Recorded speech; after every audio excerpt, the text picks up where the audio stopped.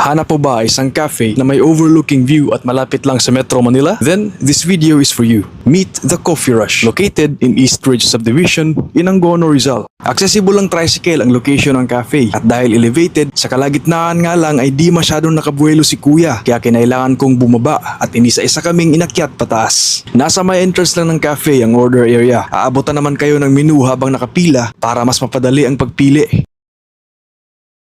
At yun nga, pagkatapos umorder, ay nakuha namin ang aming number. At pagpasok sa cafe, ay agad akong napawaw sa ganda ng tanawin. Mula rito, ay kitang-kita ang nagtataas ang buildings ng Metro Manila. At makikita mo rin ang isang bahagi ng Laguna de Bay. At higit pa diyan, it has a very good view of the beautiful sunset.